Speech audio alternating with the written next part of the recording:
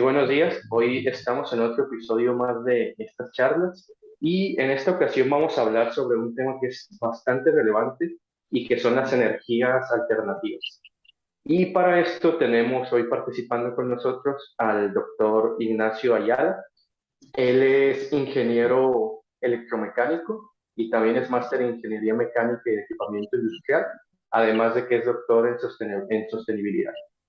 Y él es actualmente investigador de la Universidad Tecnológica Indoamérica y se ha desarrollado principalmente en campos como por ejemplo el diseño de equipamiento industrial, la optimización de flujos energéticos y por supuesto en el tema de energías alternativas. Y bueno, bienvenido José Ignacio. Bienvenido. Esperamos que vaya, bueno, que seguro va a ir genial esta charla que tendremos contigo.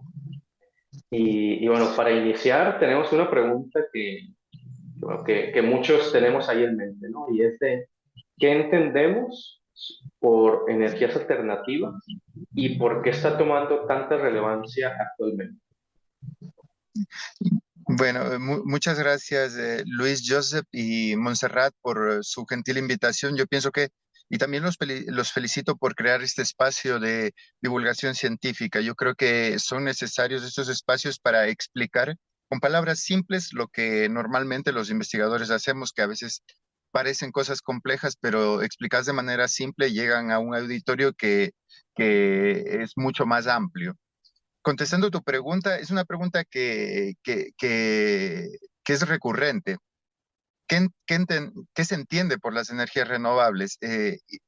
Las energías renovables tienen una diferencia conceptual muy importante con las energías tradicionales, por decirlas así. Y la diferencia conceptual es que las energías renovables son energías de flujo, no de stock. ¿Qué quiero decir con esto? Que un stock es de, por ejemplo, el petróleo. El petróleo está bajo tierra, guardado ahí, eso es un stock. Nosotros lo extraemos y lo utilizamos, ¿vale? Pero las energías alternativas, todas provienen del sol. El sol es el eje principal de las energías alternativas. ¿Por qué razón? Porque el sol genera los diferenciales de temperatura que permiten el movimiento de las masas de aire, por tanto tenemos viento. El sol permite evaporar el agua y por tanto esa evaporación permite que después llueva y tengamos el agua en diferentes niveles. Al tener el agua en diferentes niveles, tenemos la caída de agua que nos permite generar energía. Entonces, como te puedes dar cuenta, el sol es la generación de energía alternativa principal y lógicamente directamente se puede aprovechar el sol generando energía solar. Ahora, esa es la parte que se tiene que entender. El sol nos da energía, el sol nos da energía durante el día, ¿vale? Entonces, tenemos que aprovechar esas horas de sol para poder generar energía. Entonces, ¿qué quiere decir? Que nosotros no lo tenemos disponible al sol, señor sol. Ahí si viene una nube, pues se tapa el sol, entonces tenemos problemas. Entonces, ¿qué es lo que es la diferencia principal conceptualmente? Que el sol nos da un flujo de energía. Y lógicamente esto nos permite almacenar. Por eso a veces nosotros, ¿qué es lo que hacemos? Almacenar la energía hidráulica con las represas. También se puede generar energía eléctrica con hidroeléctricas de paso. Por ejemplo, hay un río que está con su caudal constante, entonces se pone una hidroeléctrica de paso. Pero como te puedes dar cuenta, la parte más compleja es almacenar. Y la energía solar especialmente es difícil de almacenar. Se necesita una infraestructura bastante grande para poder almacenarla. Por tanto, si la almacenas, puede ser utilizada por poco rango de tiempo. Mm. Lo que no la energía hidráulica. La energía hidráulica sí que puedes almacenar en grandes represas que tienen un cierto impacto, pero solo una vez que se las construye y empiezan a funcionar. Eso es lo que te podría contestar conceptualmente de qué se entiende por energías renovables. Y se tiene que estar claro que la energía renovable son flujos y hay que nosotros tratar de gestionar los flujos para poder adaptarnos a esta nueva onda. ¿Y por qué razón es importante? Porque se está acabando el petróleo. De hecho, en Ecuador las reservas petroleras ya se acabaron hace 30 años. O sea, las reservas de petróleo liviano, que es petróleo de alta calidad que se podía utilizar con poca refinación, ya se nos terminó en Ecuador. En Ecuador solo queda petróleo de baja calidad, que es el crudo pesado, que necesita bastantes refinaciones para tenerlo útil como lo conocemos. Entonces, ¿qué quiere decir eso? Que tenemos que prepararnos para la transición energética. Y un problema grave de Ecuador es que desconocemos que solamente nos quedan reservas de petróleo pesado y tenemos 30 años más de petróleo, según las proyecciones, conservando un escenario BAU, ¿vale? Entonces, vivimos una problemática complejísima y no estamos reaccionando en la proporción con el crecimiento. Entonces, por eso son importantes las energías renovables, porque de alguna manera nosotros vamos a necesitarlas, porque ahora nosotros dependemos de petróleo, a pesar de que en el ministerio digan, Ecuador tiene el 80% de hidroeléctricas para cubrir su demanda, pero siempre falta una partecita en esa frase, en temporada lluviosa. Mm. Porque en temporada de estiaje, cuando no llueve, tenemos que montar hasta un 30% de centrales térmicas en base a combustibles fósiles. Entonces, ¿qué es lo que está pasando? Vivimos una problemática complejísima a la cual tenemos que reaccionar, investigar y solucionar. Muy interesante lo que comentas, Ignacio, porque efectivamente nuestra gran dependencia al petróleo es lo que nos ha llevado a la situación actual, hablando de cambio climático que vivimos a nivel global, ¿no? También me gustó la parte donde haces énfasis en que el sol es la parte fundamental de estas energías renovables o alternativas que tenemos que comenzar a utilizar a nivel mundial. Hablando de esto, de estas energías renovables, actualmente, ¿cuáles son las que más se utilizan y por qué? Las energías renovables, lógicamente, las que más se utilizan ahora es la eólica porque bajaron los precios y todo va relacionado con el precio. Por ejemplo, la energía solar todavía no se implementa eh, a nivel residencial por los costos.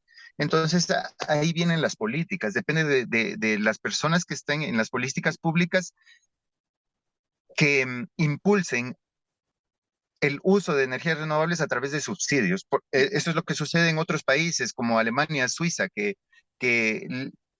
como este tipo de energías, este tipo de tecnologías para generar energía son subsidiadas, entonces tienen una tarifa especial también. Entonces la gente ocupa y entra en la dinámica. Por ejemplo, aquí te pongo un ejemplo en Ecuador. En Ecuador hicieron un subsidio para los que tenían instalado cocina de inducción. Entonces eso fue bueno. ¿Por qué razón? Porque de alguna manera esta tecnología todavía es cara, se da un subsidio, la gente deja de ocupar gas, que no lo tenemos, ¿vale? Que es una energía que es bueno, el gas es un derivado del petróleo, se nos está acabando el petróleo, por tanto teníamos que reaccionar y hacer ese cambio. Se logró hacer en un bajísimo porcentaje, no en todo Ecuador. O sea, pero esa es la manera de tomar la decisión política correcta de decir, bueno, vamos a dejar utilizar gas y vamos a hacer un cambio a cocina de inducción, pero como es una tecnología cara que no puede acceder todas las personas, entonces vamos a subsidiar. Las personas que compran una cocina de inducción desarrollada y construida en el país, pues tienen un subsidio. Y lógicamente eso también generó otro movimiento, que es las empresas que construyen cocinas de inducción, las empresas que construyen utensilios. Entonces, imagínate las fuentes de trabajo que se pueden generar haciendo acciones correctas dentro de la política pública. Entonces, yo pienso que las que más se utilizan son las que tienen incentivos, contestando tu pregunta, Monserrat. Gracias, Ignacio. Y hablando de estos países de primer mundo que sabemos que sí están impulsando este tipo de tecnologías y basándonos ya en América Latina, ¿cuáles son estos tipos de energías alternativas que tienen más potencial de implementarse aquí? Y yo pienso que indudablemente lo que tenemos es sol nosotros, porque justamente nuestra posición geográfica nos ayuda para que lo podamos hacer. Hay muchas partes en las que se puede aprovechar la energía solar.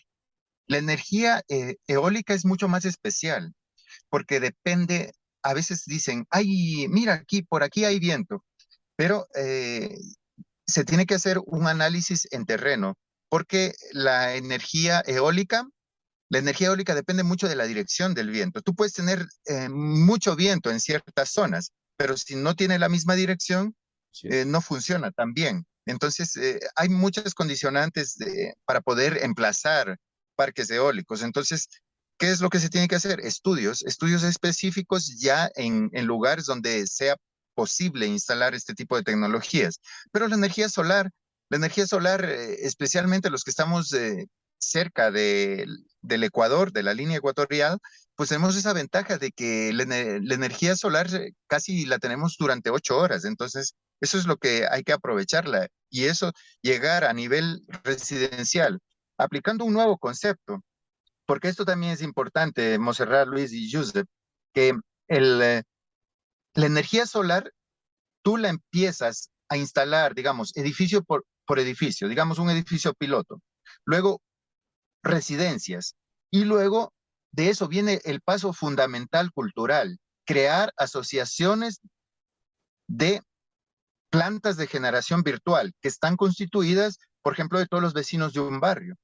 Todos los vecinos de un barrio instalaron paneles solares. Luego se hace una microgrid con ese barrio y se crea una planta de generación virtual que tiene la capacidad de negociar con el Sistema Nacional Interconectado. Nosotros, como ciudadanos, generamos nuestra propia energía, consumimos nuestra propia energía y cuando tengamos excedentes podemos venderle al Sistema Nacional Interconectado. Entonces, ese es el nuevo concepto que pienso que puede ser una buena solución para el futuro. Indudablemente la solar. Es importante lo que tú nos cuentas, porque siempre la idea de producir energía, si hablo económicamente, tiene el objetivo de, bueno, cubrir mis necesidades y si tengo excedentes, venderlos. Y bueno, hemos visto a lo largo de todo el planeta y tú ya nos has mencionado algunos ejemplos como países de primer mundo. También nos has mencionado ejemplos, por ejemplo, en la región, en Ecuador específicamente, pero de manera general en América Latina. ¿Qué crees acerca de por qué, o mejor dicho, lo voy a reformular, qué le hace falta a América Latina para que esta clase de energías alternativas sean impulsadas? ¿Qué crees tú? Yo pienso que lo que falta en América Latina es entender que se ha de planificar conceptualmente una transición energética y a todos niveles, en todos los niveles, desde el nivel súper básico. Por ejemplo, yo pienso que lo que nos falta también es un poco impulsar el tema en la educación, porque te pongo un ejemplo, cuando era niño yo aprendí a reciclar y yo llevé la cultura del reciclaje a mi casa, porque mis padres en la escuelita no les explicaron el tema del reciclaje, pero cuando era pequeño en la escuela me enseñaron los cinco tachos en donde se coloca los residuos. Entonces yo cuando llegué a casa, lo primero que les dije a mis padres era de que dónde están los tachos para poder reciclar. Claro. Lo mismo se tiene que hacer en las escuelas. Cuando un niño llegue a su casa, tiene que decir, ¿dónde está el panel solar para limpiarlo? Para poder cargar mi tablet, ¿sí? Entonces yo pienso que el primer paso tiene que ser cultural en las escuelas, eso nos falta, porque así vamos a estar conscientes de que cuando enchufamos, sabemos de dónde viene. Nosotros somos totalmente inconscientes ahora de dónde viene la energía. Solamente estamos acostumbrados a lo más cómodo. Llegamos a casa, encendemos la luz, enchufamos y no sabemos ni de dónde viene la luz, ni de dónde viene la corriente donde enchufamos. Entonces, una primera cosa que nos hace falta es un cambio cultural. Los niños tienen que llevar la cultura de la energía renovable a casa. Eso va a ser un cambio brutal en nuestros modos de pensar. Y eso va a ser masa crítica, que en el futuro van a crear una masa crítica que permita hacer una transición energética ordenada. Y lógicamente los políticos, los nuevos políticos, tienen que ver los beneficios económicos, porque esto sí que es un beneficio económico.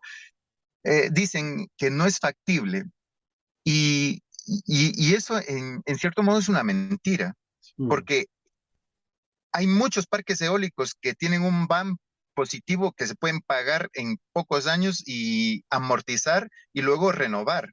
¿Mm? Entonces, ¿qué estoy diciendo?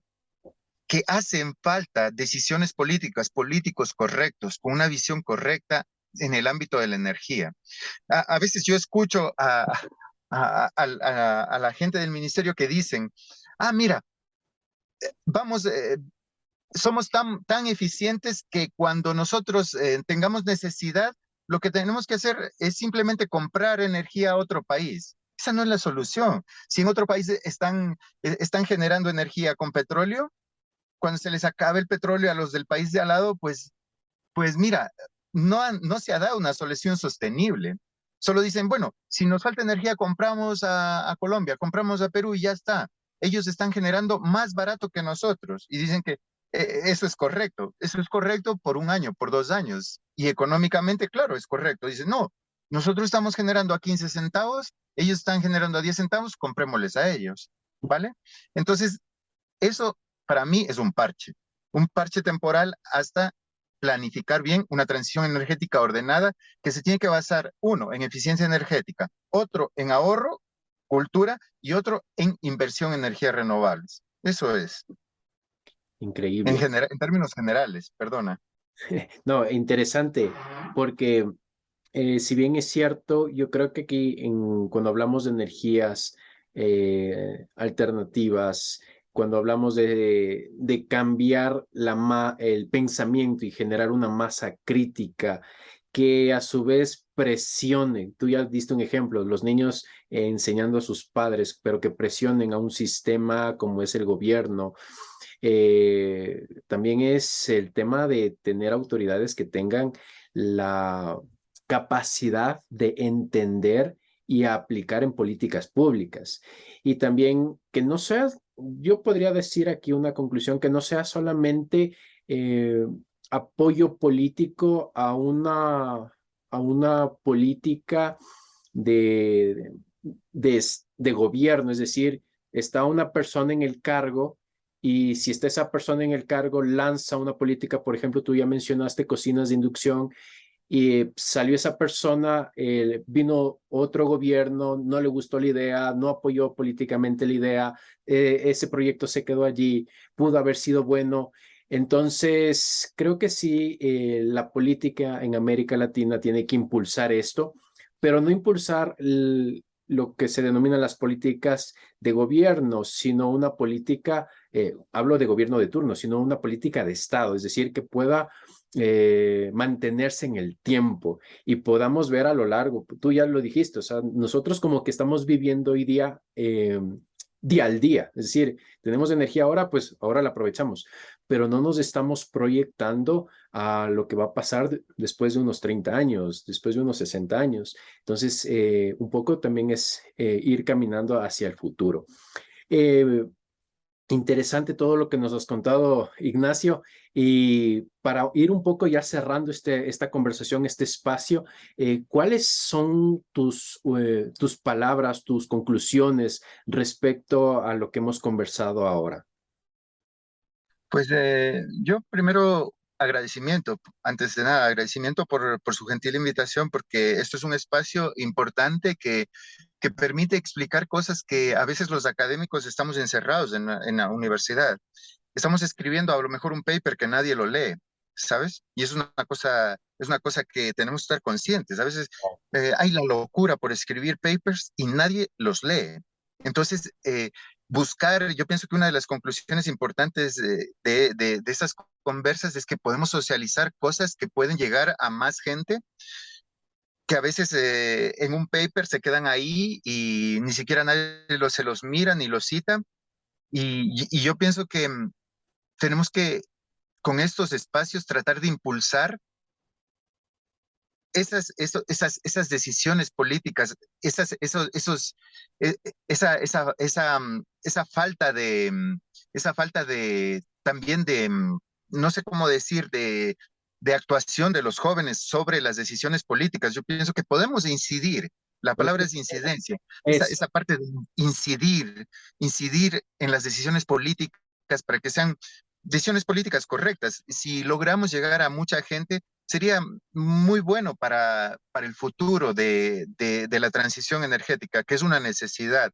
Y yo pienso que impulsar a todos los jóvenes, especialmente a los niños, a utilizar energías renovables, a utilizar energía solar, energía eólica.